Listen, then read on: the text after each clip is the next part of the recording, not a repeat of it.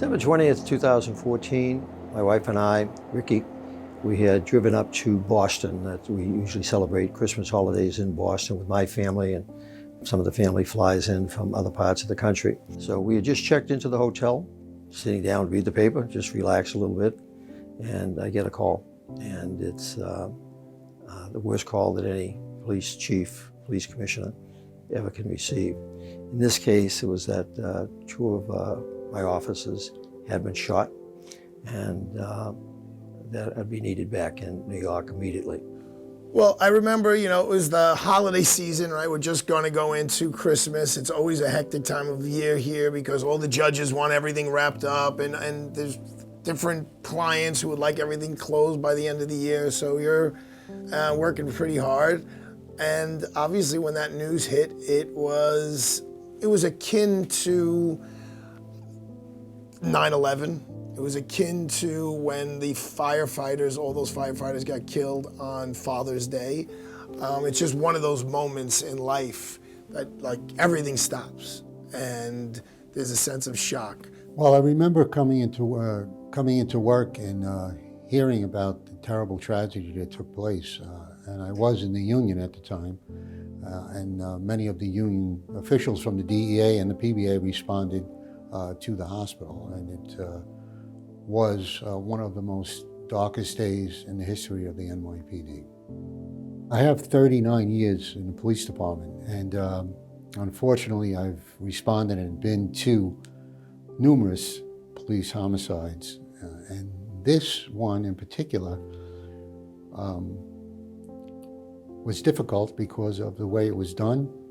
When the police are not safe, the people of the city are not safe. So it sent shockwaves through the city of New York. On that day, we were having a children's Christmas presentation in our church. And it was a matinee.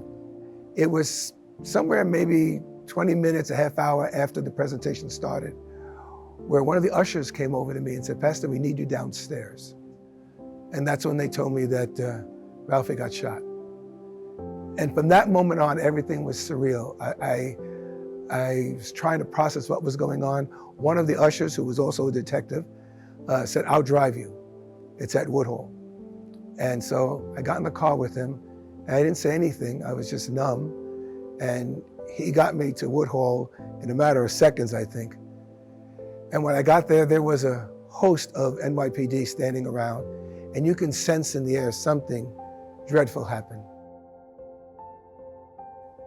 I was getting out of my shower, getting ready for work. I'll never forget it. And recently a sergeant that I worked with that was promoted to a lieutenant was assigned to Brooklyn North. And my phone started going haywire. It was ringing left and right and nonstop. When I got out, I have several missed calls. I was told that 2 officers were shot and it didn't look good. And a short time later, we found out that it was Wenjen Liu and Rafael Ramos. What people don't realize is when you hear an officer shot in the line of duty, it doesn't matter if it's New York City or the West Coast, it feels like a part of you is taken away because, like you hear, it is a brother and sisterhood. And you kind of put yourself in their shoes and the family's shoes. And in this particular situation, being December 20th, 5 days before Christmas, having a punch to the gut is probably an understatement. Everything was a little sketchy at the time, didn't know everything that went down. And they brought me into a room where the family was, where Maritza was, and some of the other family and loved ones have gathered. It's kind of like a holding place until they found out what was going to happen with Ralphie. I greeted Maritza, I hugged her, didn't know what to say. I mean, I'm a pastor, I've done funerals before, but this was surreal, this was unprecedented, knowing what I knew at the time, that he was shot while he was sitting in his patrol car. And they told us that he passed, and they asked us if we wanted to see him one last time. And I know Maritza went in, I believe, and I declined to go in. I don't know if I was scared. I do remember, I wanted to remember the Ralphie that stood at the top of the stairs, always greeting everybody when they came into church. That was the Rafael one to remember.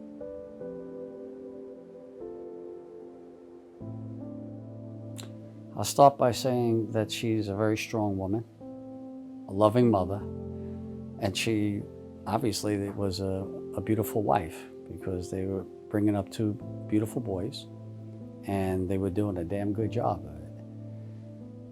I've learned to grow close to Maritza because we have something in common. We both lost somebody very close to us in a moment's notice. Not notice, it just happened.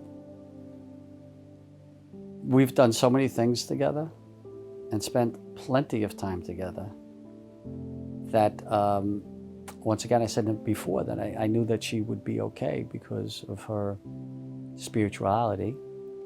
And I've learned to appreciate the work that she does. She wants to honor Rafael.